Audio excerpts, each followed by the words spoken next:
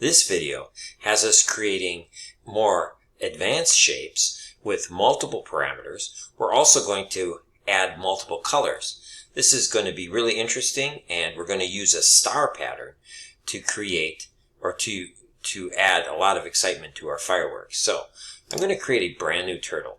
I'm going to drag in a clear sprite because you know I'm going to, or you know as you make these, you're going to wish you are be searching for that clear block all the time. So it's just best to start with that as a default. Then I'm going to make my own motion block.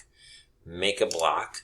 This one I'm going to call random star because I'm going to use this block to randomly place stars on my stage, and I think it's going to look really cool. Random star is going to have two parameters though. I'm going to have a size parameter so I can change the size of the stars. I'm also going to have a number parameter so that it can generate a number of stars at the same time for each star call.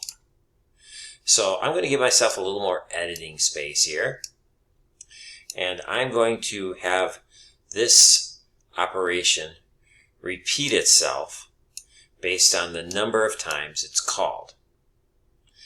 And something I want to do to move it to random locations is I don't want the pen to be writing as I move to random locations. So I'm going to pick the pen up, and then I'm going to use one of those go to random positions that we used way back in Click Alfonso. So I'm going to go to a random position. When I go to a random, once it gets to that random position, I'm then going to put my pen down and begin drawing.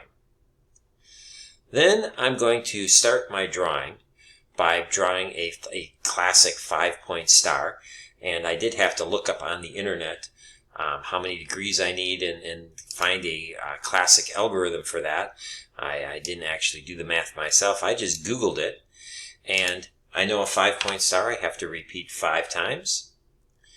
And then I have to move. And how far do I move? Well, that depends on how big the person who calls the block wants the star to be. So if they say 10, it will be a small star. If they say 100, it will be a large star. And then for each turn, it's going to be 144 degrees. Again, I looked that up, and rather than do the math, but you could do the math if you wanted to, I just looked it up. And then that's going to be my random star algorithm. Now, just in case I've made a mistake, which is entirely possible, I'm going to hit apply, and then I'm going to test it. I'm going to call the random star block, and I'm going to have it draw random stars. I'm going to pick a color for that star test.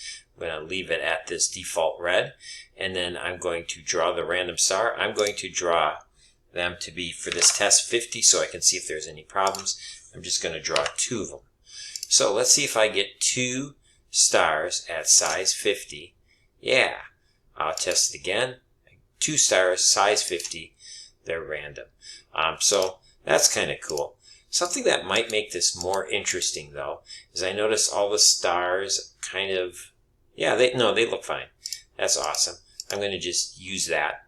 But what might be interesting is to make these stars different colors, so I can meet that color requirement, and it will just look cool. So I'm going to put in a repeat block, and I'm going to call random stars 10 times, and it's going to make 2 times each time through. But I'm also going to change the pen color after each of the stars is drawn. So it's going to start with red, but then the hue is going to change gradually, and my stars are going to look differently or have different color. Let's see how that looks. Oh, see, that does look cool. Nice.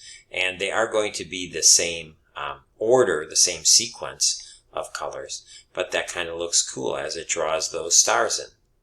So I was able to make a multiple parameter block that has multiple colors.